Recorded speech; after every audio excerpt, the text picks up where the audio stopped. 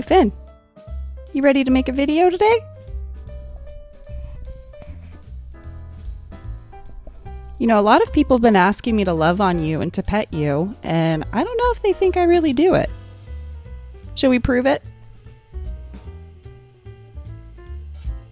Give you an ear twirl from your fans. And how about a good chin scratch? Oh yeah. Hi, hello, and welcome back. Or if you are new here, welcome. My name is Heather. This is Miss Finn. And this video is all about my 7th week of treatment with Spravato. Spravato, or esketamine, is an FDA-approved treatment for treatment-resistant depression that's derived from part of the ketamine molecule. It is a dissociative anesthetic, meaning it causes dissociation, and I also have a dissociative disorder. So in this weekly series, I share my experiences and tips and tricks that I learn along the way, and my overall progress as I undergo this treatment. I have been compiling a list of the tips and tricks that I learn, which I'll put up on the screen now for you to screenshot. In my week 3 video, I go in depth as to why each of these are on the list, so be sure to check that out if you haven't already. I do have a new addition to the list this week, which is make sure you're grounded before experimenting. More on that later. I do have a few points of relevant business to discuss before we move on to the treatment. Number 1, I got a haircut. And no, this is not a new look. This is how my hair usually is, but thanks to my depression, I haven't got it trimmed for months now. Since before starting Spravato, so it grew out quite a bit. But now that my symptoms are improving, I managed to go get it done, and it wasn't a big deal at all. Let's see, second point of business.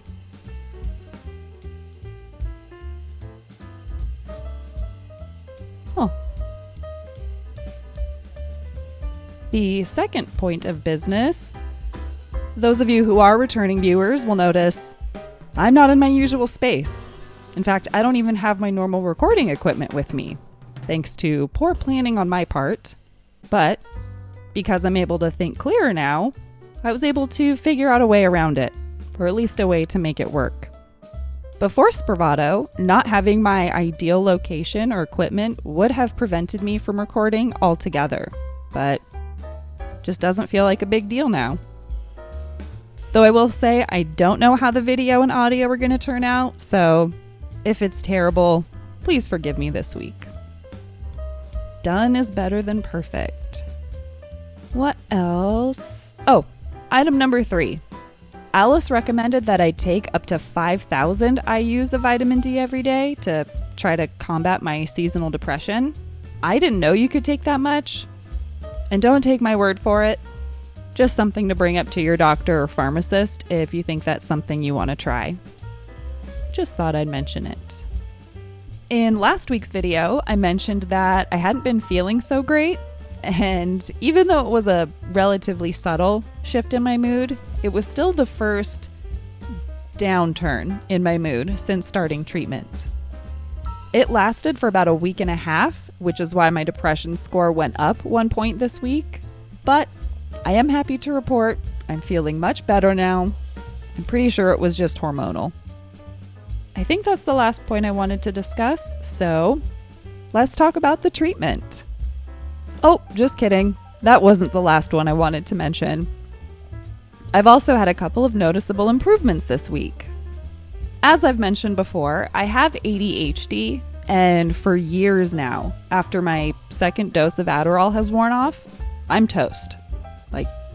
No more getting anything done. Well, this week, I was really trying to finish the special storytime video by the end of the week, and guess what? I was able to work on the thumbnail long after my second dose had worn off. My brain just worked. Now, this isn't all that surprising because it's believed that ADHD is caused by imbalances of dopamine and norepinephrine in the brain, much like depression. And Adderall works by increasing the levels of dopamine and norepinephrine in the brain. So what that tells me, or what I suspect, is that my levels of dopamine and norepinephrine are now higher as a result of Spravato. Because even when I don't have Adderall in my system, my brain is just working better. I don't know though. I'm not a doctor. There is one other change I noticed, or an interesting experience I had, but I'll share that after I talk about treatment.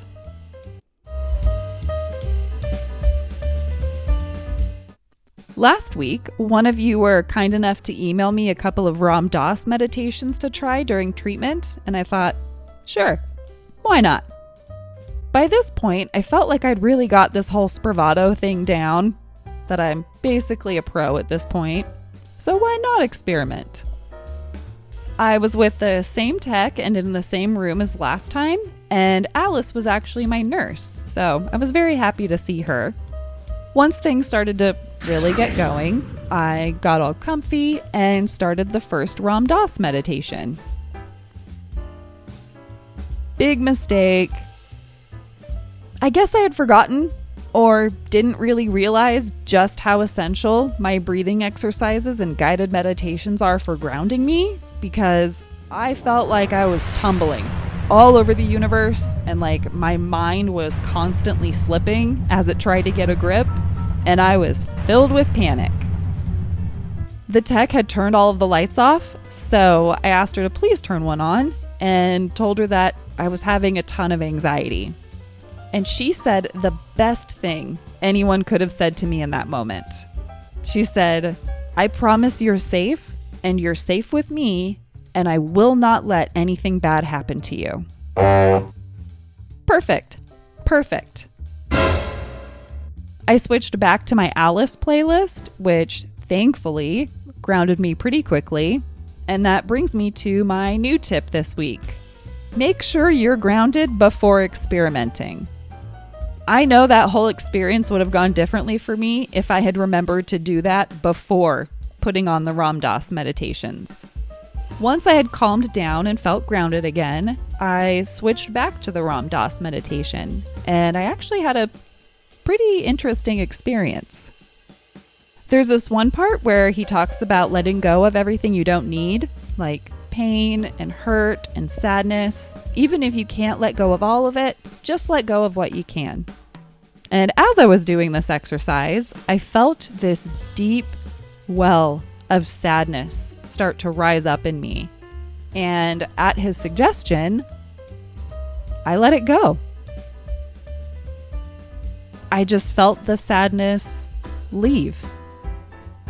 Now, I don't think it's actually gone, but it was really nice to have the experience of letting it go and seeing that I don't need it. It's not an essential part of my survival or really part of who I am. Hopefully that makes sense. After that, he moved on to a breathing exercise that, for whatever reason, I really struggled to pay attention to and follow. And I just got this sense that my brain was trying to do something else. So I switched back to my music. Almost instantly, I was hurtling through space, and eventually I ended up somewhere that looked very similar to Rivendell from The Lord of the Rings. I felt like I was being carried by the music through Rivendell, and I thought, this has to be some of the most beautiful music ever created by mankind.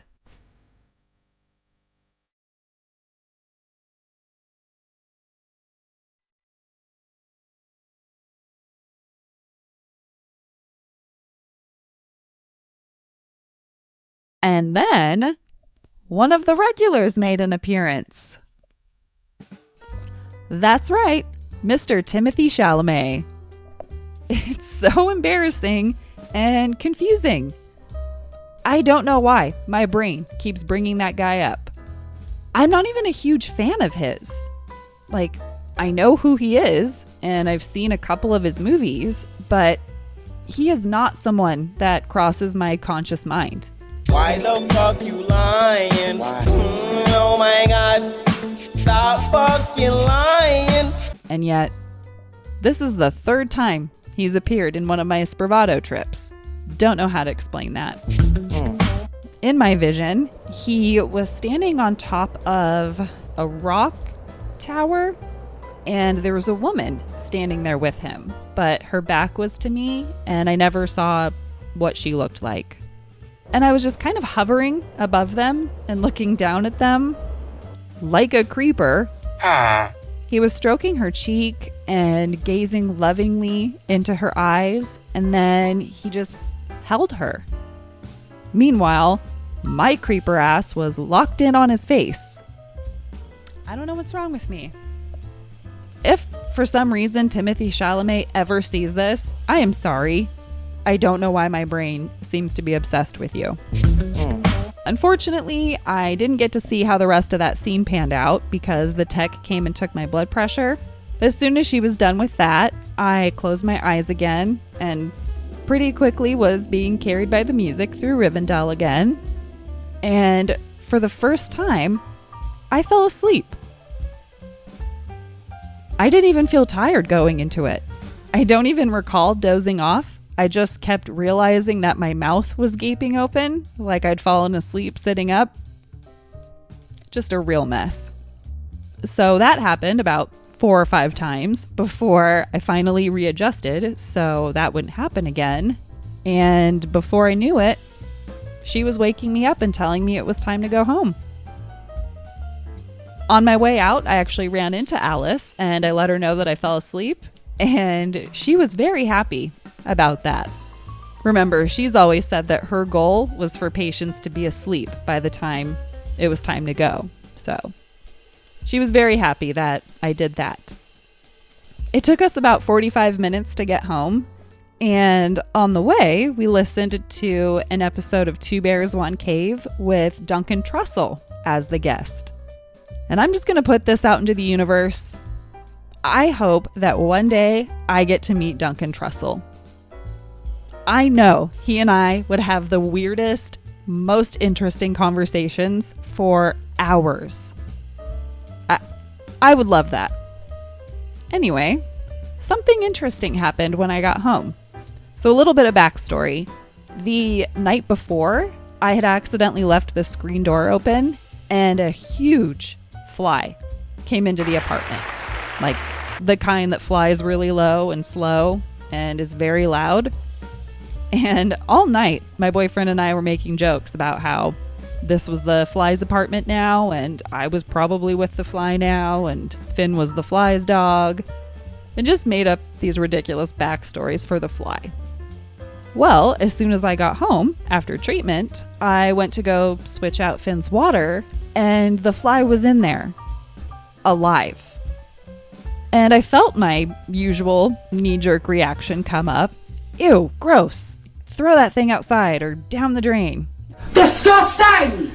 But that actually didn't line up with where I was mentally in that moment. So I scooped it out of the bowl and I tried to get it to go onto the fireplace mantle to dry off, but could not get it off of my hand.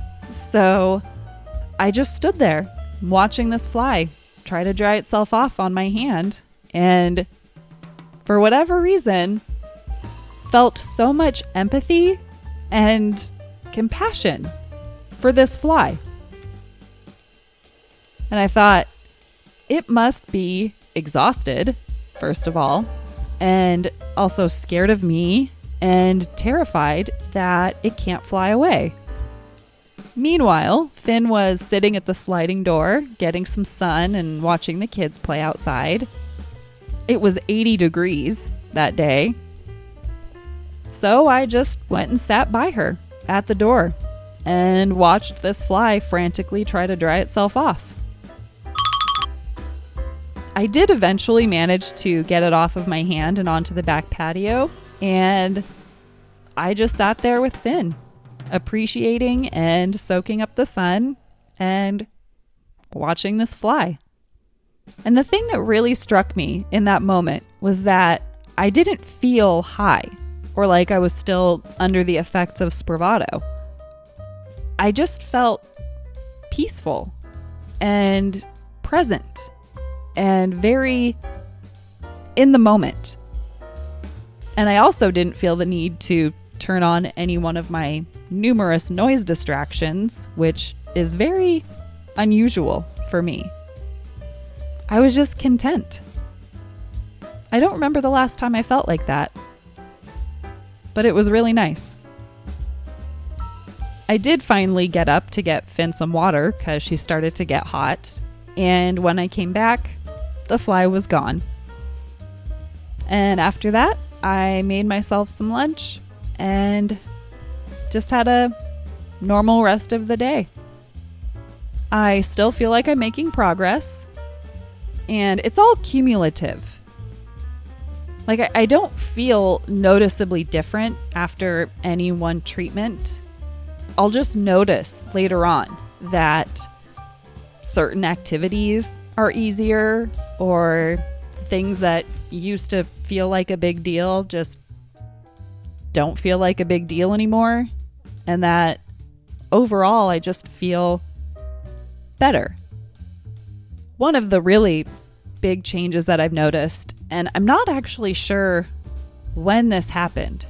It was weeks ago. I know that. But I've started to be able to think about and connect with and believe that I have a future, which I have not felt that in years. And that's a pretty big symptom or thing to overcome. And it's just from Spravato.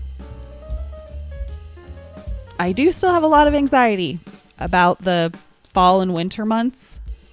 I'm really afraid that my seasonal depression is going to get really bad and that there won't be anything I can do about it.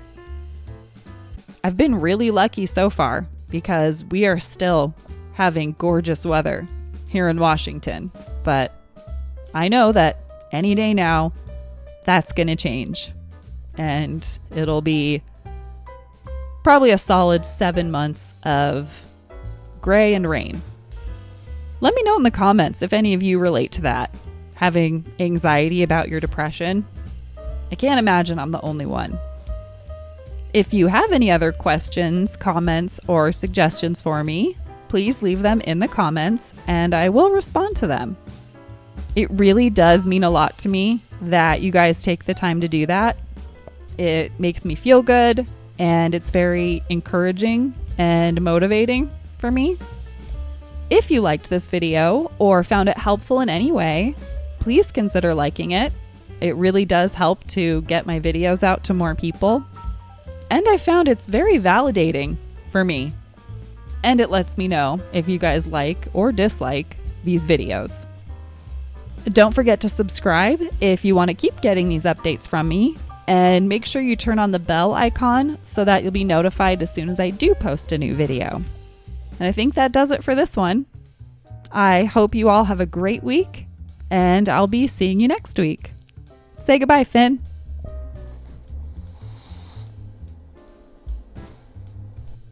Okay, bye.